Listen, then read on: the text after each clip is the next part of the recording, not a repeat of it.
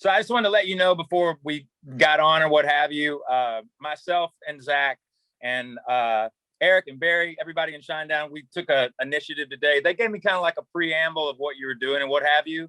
So we went ahead and donated $5,000 from Shinedown to the cause. So it's already in there. We did it with PayPal, or Eric did a little while ago. Just wanted to let you know it was in there. Holy shit, dude. Thank you. Oh, you're welcome. It's all good, man. Oh, Jesus. That's a great cause, man. We appreciate it very much. 100%. I guess the interview's over. I don't know what to ask you guys at this point other than no. It's just I felt instead of like just kind of throwing it on you on the interview, I just figured I'd let you know, and then we can talk about anything you want, man. You know, we can just get into it to what have you. Then let's get into it. First and foremost, thank you so much for the generous donation from Shinedown and your guys' organization. That is absolutely amazing. How did you find out about Adopt a Roadie? Well, for us, I mean, ultimately with KUPD, and we have a local that's part of the Shinedown crew, Sanjay, who works with KUPD, yeah, and who is now a huge part of the band, especially as the band's videographer on the road and what have you. So he was letting us know about it. Obviously, we're friends of the station. You know, all of Phoenix, all of Arizona, for that matter. We've been touring over the years and going in and out of there. I mean, it's an amazing place for live music. Mm-hmm. And, you know, once we found out what was going on, we just wanted to do our part and help to donate and what have you. It's been interesting because for Shinedown, all of last year, when everything started to happen, we saw the kind of the fear in everybody's, the way that they were handling it. We understood that it was something that no one had ever experienced before. But what we tried to do was maintain a line of communication with our crew. We have a lot of men and women that have been with us for over a decade. Mm-hmm. So we just started early figuring out how we were going to need to get certain loans and grants and be able to keep everybody employed, or at least on certain retainers and what have you through the year. And we can only speak for ourselves. We've been able to do that with our organization, but you know, man, you got to do your homework on it also. Yeah. It's like, you know, talking to other artists, like navigating the PPE program for patient program for bands and how to keep the crew working, all that kind of stuff. And when I talk to artists, like I've talked to Corey Taylor, I've talked to the guys from Trivium, I've talked to the guys in Chevelle, any artists, they tend to say similar things like, I personally may be doing okay, but the guys in the crew, I mean, they're struggling. So you guys to be proactive about that. I didn't know you did that, and just makes me feel good, because every time I see Sanjay, I'm like, so Sanjay, how are you? He goes, well, I'm working. Not on the road, but I'm working. And it just, he's such a rad dude, and his family's so dope. And I know he works with you guys, that he brought you into this. I'm gonna have to send that guy some flowers, man. That's amazing. That's amazing. We keep him busy, man. We keep Sanjay busy for sure. So, you know, you and we all know Sanjay. I think Sanjay's a great example when we talk about the roadie, the production professional who we're trying to reach with this program. Do you think you could explain what Sanjay does in back of the scenes for Shinedown? Yeah, I mean, ultimately, with the way that, you know, social media has been, and it's out there, and it's really up to the artist or to the individual, especially when you're talking about entertainment and what have you. As a band, we want to document what we're doing on the road, and we want to be able to give our listeners and the people that have supported the band through the years an inside look, and kind of, you know, you're kind of like prying open a third eye in a way. And so to allow people to see what goes on backstage, you know, look, man, it's not like what it was back in the day. I mean, we're lucky enough that in our 20s, we kind of got some of that out of us. Yeah. In 30s, 30s, 40s, 50s. Man, you know, 20 minutes from now. Early 40s. But you know, it's a lot of work, and it's work that we do because it's what we love, but there's a lot that goes into it. And one of the elements about being a videographer, especially now in the last 5 years, you know, the camera is something that a lot of people need right now, because everybody is online. Everybody wants to show what they're doing. There's a lot of people that are creative. So what he does, he's also showing the heart and the soul of each individual person on the road in the band, but also in the crew. It's a family.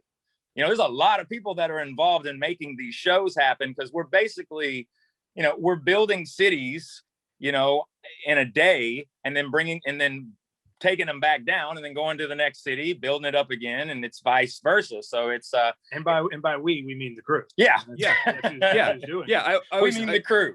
Yeah, when I try to explain it to people, it's not the people in the spotlight, it's the guys who set up the spotlight so we can all rock, man. Like, if it's not for those little cities, you guys, because they really are like little cities you build with the stage sets and all this kind of stuff. Oh, by the way, I just want to say that I've seen Shinedown many times over the years. The band's always been great. Also, the band with the most amount of fire on stage of any artist I've ever seen. And the fact we were just looking at new fire, actually. We were just looking at new fire. We were actually previewing new units that we're going to be working towards the back half of this year, hopefully exposing audiences towards the back half of the year. We like fire. Yeah, and so the fact that you guys are currently here with such beautiful complexions on this Zoom call, I got to tell you, you guys are looking good and not on fire. That's all because of the crew. I mean, when I think of Shinedown, this is all skin grafts. This is a new face. I burned my other one off. Just straight off. And you'd think I'd go with something better than this if I was going to do a new face. I'd go with the Brad Pitt or the Tom Cruise or something, but now I went with the old school Ebass face again. Ebass 2. You're like, you know what? I could have anything. Let's bring back the old one. So that's what Sanjay does. And so, you know, for our focus is on local crew. Like, I mean, these are guys who work everything from UFest, Shinedown, Disney on Ice, Taylor Swift. They'll do all of these kind of stuff and haven't had a chance to pursue it in a year. But as artists, when did your eyes open to how important professional crew is? You know, because I feel like there's a time when we have our buddies. You know, I certainly was that buddy loading the stuff in and out, but taking it to the next level. Was there ever a moment for you guys like that where you just noticed, like, we need professionals? Yeah, I mean, you can't. Those shows don't happen without the crew. I mean, it just doesn't happen. I mean, yeah, you go through when you're coming up and you're playing and you're coming through the ranks. Yeah, you're loading your own gear. You do have the buddy that has a van who's going to help you out. So you pretty much recognize it instantaneously from the minute you start. The minute that first buddy shows up and helps you get your stuff loaded in and sells the merch and helps you load everything back out. From that point, you start a journey realizing that there's no way you can do any of this yourself, you know, and they're invaluable to you know. Look, entertainment doesn't happen without these people. Any kind of entertainment doesn't happen without these people, and not just entertainment, like you're saying, sporting events, playwrights, you know, where Disney on Ice, like you're saying, anything that is going to require an audience or crowd control. There are so many people behind the scenes from a local standpoint, and also the people that are fundamentally touring in these different tours and these types of environments. So there's a lot of people that are involved in putting on events for mass audiences. Yeah, absolutely. And they haven't had a chance to do it in a year. I mean, I haven't talked to you in like forever. How are you? What's going on in your world? You know, see Smith and Myers were playing that, and you know, we've all been on hold because of the damn thing. Like, how are you guys? Well, I can show you this incredible studio that we're in right now. Wow. That's pretty much, this is just the control room right now. But Eric can tell you what he's done for the last 120 days. Yeah, we built a studio for the last 120 days. We Brent and I we wrote sort of the first half of the new Shinedown material. We wrote about 10 songs. We're exactly 10 songs. Yep. And then we took a break, and he went and did Smith Myers, and I turned my garage into a recording studio for us to record the next Shinedown record. I had a studio previously that we did Attention at, and a bunch of other songs like Diamond Eyes and Cut the Cord, and but I moved out to some new property, so we decided to move it out here. So built the new place, and actually yesterday we started writing the back half of what's going to be the new Shinedown record. So that's amazing. A lot going on. Okay, so you got 10 songs written, and so does that mean that, you know, the typical Shinedown album, you'll be like maybe 24 songs and then you'll par them down, or is this going to be like a double album? No, we're going to do the same thing we always do. We're going to write until we don't feel like we can write anymore, and in different iterations. I mean, it's myself and Brent, it's myself, Brent, and Zach. It's us along with our friend Dave Bassett, who's basically the fifth Beatle in Shinedown. And you know, we're gonna write as many songs as we can until we feel like we've exhausted ourselves and we don't have anything else to say. or to offer, and then we'll pick out of that group and make a new Shinedown record. So let me ask you guys a question I've been asking everyone I talk to who's in the music. When do you think it's going to come back? I know it's complete conjecture. There's no way to know. No one's got a crystal ball. But what have you heard for a return to live music? So I'm going to tell you right now exactly what we've heard and what we've been doing, because once again, you go back to last year, and in the beginning of everything, the four of us in the band, we made a conscious decision to go, okay, we understand that everybody is in a bit of what are we doing mode. And I'm going all the way back to like February of 2020. Yeah. But there was a moment where we also had to look at each other and go, okay, and you hear it more now where people are talking about, when are we getting back to normal, or what is the new normal? It's not necessarily that. I don't think that people need to be focusing on normal or a new normal. At this point in time, it's about getting back to reality. Oh yeah. That's really Absolutely. what needs to be. Yeah. That's really what needs to be expressed here. Yep. The virus percentage is going down. It's actually plummeting. Okay. Mm-hmm. We understand that this is a very confusing situation. It's a very difficult virus to navigate, but it is being done. I mean, there are essentially 3 vaccines that are in the works right now, 2 of which that are readily available. And I know how some people are at the moment. I can't stress this enough for people. You need to get vaccinated. Yep. Bottom line, you Absolutely. need to get vaccinated. Okay. Absolutely. You also, you need to get both doses. Mm-hmm. Okay. It's really, really important. I know that this will be met with some scrutiny from people, and I'm totally fine with that. I'm a big boy. I can handle it. The reality though is people want to know, how do we get back to being able to be around each other safely again? Get vaccinated. That's how. Yeah, absolutely. And it's going to take some time, but I can tell you for us, what we're working on right now is we are set to be in rehearsals in Nashville, Tennessee, July 15th, to be getting ready to go out in August, September, and October. And that's our goal. And we're going to do everything in our power to be able to go out and play for people and do it with protocol and do it safely. Myself and Zach, we were able to go out last year at the back half of the year as Smith and Myers. So we do have experience with it. We also did 10 drive-in shows last year as well, which actually went very, very well for what they were. But once again, we all have to be respectful of each other when it comes to this virus. Something that me and Eric try to always keep in mind is that everybody has a different experience with COVID-19. This isn't just the United States. It's a pandemic. It's global. Okay. It's all over the world. Some people may have not known anyone affected by COVID-19, and some people may have lost a lot of people to COVID-19. This is about working together, like really working together. But once again, we are not meant to, as human beings, be apart from each other like this. In order to come back together, we have to come back together.